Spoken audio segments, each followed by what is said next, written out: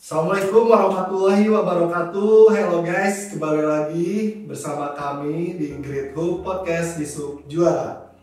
Pada kesempatan hari ini nih, kita akan kupas tuntas siapa tokoh di balik pengamat lalu lintas.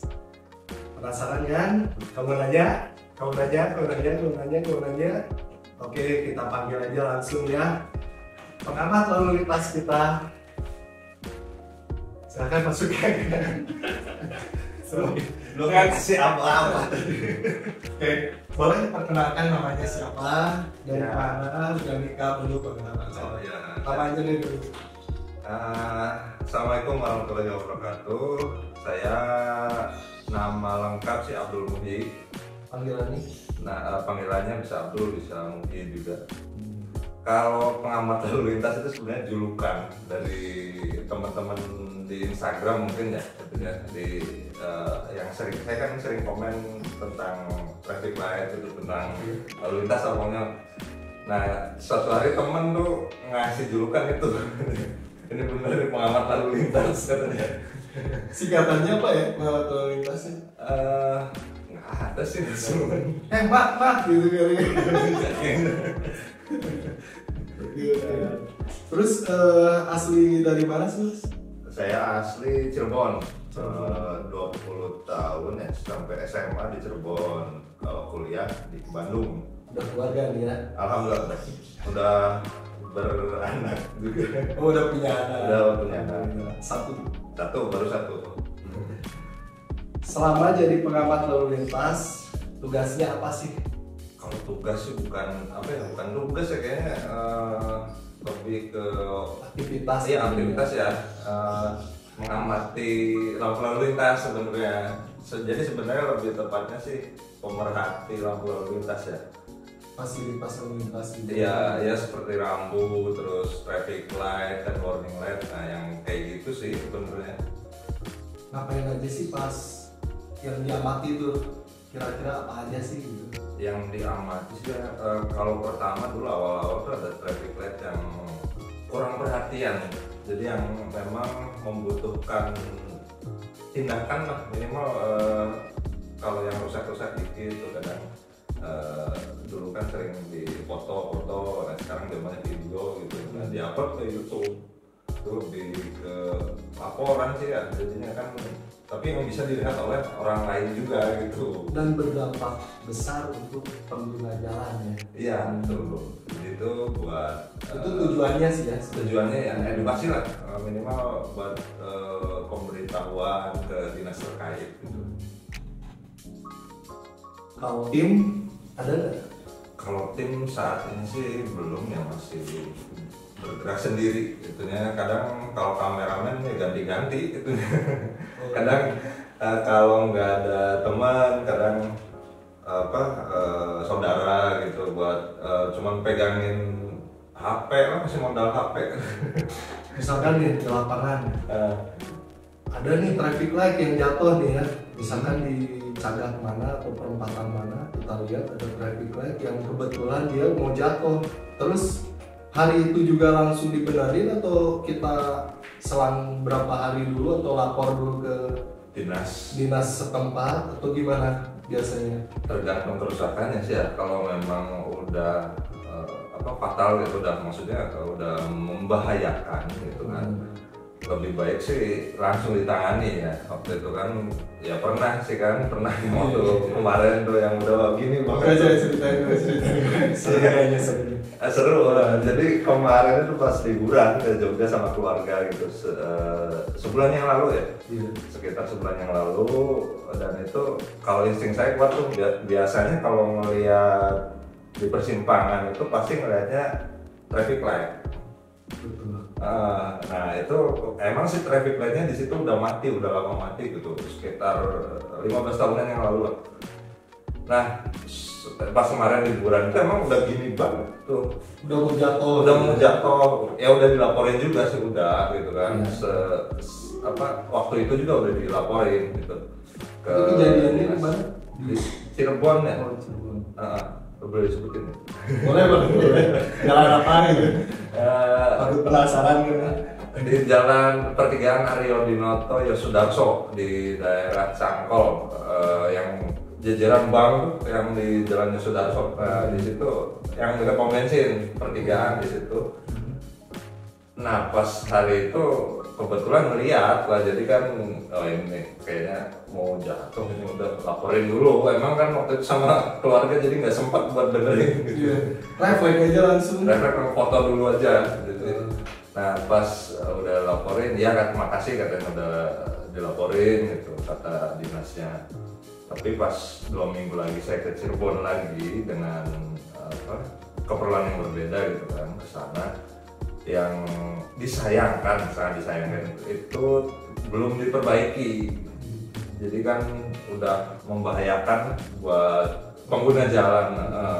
Tahunya kan kalau ada yang lewat ketimpa, betul, terus jatuh, amit-amit lah.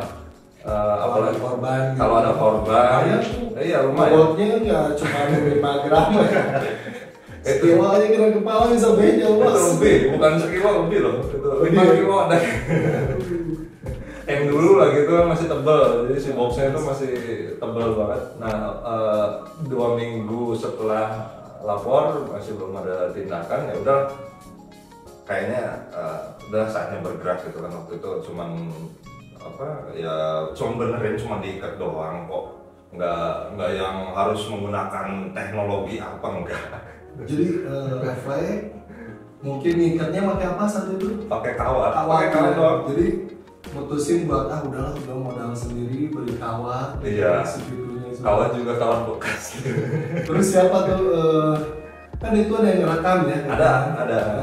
Nah itu. Yang ngerekam siapa tuh? Ya tadinya kan, aduh ini siapa yang ngerekam ya? Saudara lagi pada sibuk semua kan, nggak ada yang, teman juga sama lagi pada sibuk semua. Ya udahlah, gerak sendiri aja, nggak tahu sih di sana ada ini nggak ada. Bismillah lah. Bismillah kita lah. Ikhlas lah ya, ini ikhlas ya. Ikhlas ya, bukan berarti disebutin di sini jadi nggak ikhlas. Jadi pas di sana itu ada pedagang apa ya di sana kayak ibu-ibu yang dagang makanan minuman di sana, kaki 5 kan. Iya. Bu, ini Bu bisa minta tolong nggak ini sebentar pegangin HP gitu. Oh iya, lama nggak? Katanya enggak, cuma inilah 5 menit. Udah ikat, nggak pakai tangga loh itu. Jadi naik aja ke patoknya, kan ada patok, jadi si lampu pakai gaya panjat tangga gitu ya. Keren sih. Jadi si tiang lampu lalu lintas kan biasanya di depannya tuh ada patok tuh yang kecil-kecil tuh. Nah udah naik aja di situ udah. Cuman 1 lagi nggak 2. Kalau 2 masih enak sih Bang. Jadi yang satu lagi satu gitu kan. Yang satu nempel ke tiang gitu. Udah pengalaman yang nggak terlupakan itu. Nah itu sepintas lah dari pengalaman baru. Mungkin itu alasan atau kepikiran lah kenapa jadi pengamat lalu lintas itu seperti itu ya, kurang lebih mengalir aja gitu ya. Mengalir sih. Tapi ya dulu sih sering lah dari zaman SMP sih sebenarnya itu kan. Kalau dulu SMP lebih banyaknya itu ngasih surat ke dinas terkait pengalamannya. Dan itu udah 3 tahun lebih, malah sampai SMA juga masih. Nah pas zaman kuliah udah pindah ke Bandung kan, udah jarang lah, udah traffic light-nya juga di sana udah pada bagus gitu. Memang dulu kan dikasih surat tuh bukan cuman kebetulan, enggak. Di sana kan ada masukan ini tolong ganti dong, ini udah jadul banget gitu kan, udah ganti ya. Alhamdulillah sih udah bagus semua lah sekarang. Dari pengalaman semua itu intinya punya kebanggaan tersendiri nggak sih? Ada buat seorang pengamat lalu lintas nih. Ada, jadi bisa di kebanggaan, kalau bangga sih iya sih bangga, cuman bukan bangga yang euforia yang berlebihan, enggak juga sih, cuman kayaknya lega kalau udah benerin satu gitu yang ini tuh nggak dibener-benerin. Kadang gemes kayak ada yang ngeganjel gitu ya, greget gitu kan. Jadi apa sih ini susahnya apa gitu kan, nggak butuh alat banyak kok, cuman butuh tangga. Kalaupun memang ada, dan kebetulan waktu itu nggak ada tangga gitu, ya udah sehitunya aja lah. Kalau ada patok dan naik patok gitu. Keren banget sih. Semoga ada orang seperti si Mas ini kali 1000 kali, insya Allah tetap berkembang. Amin. Harus terjaga fasilitas yang sudah disediakan oleh pemerintah. Iya.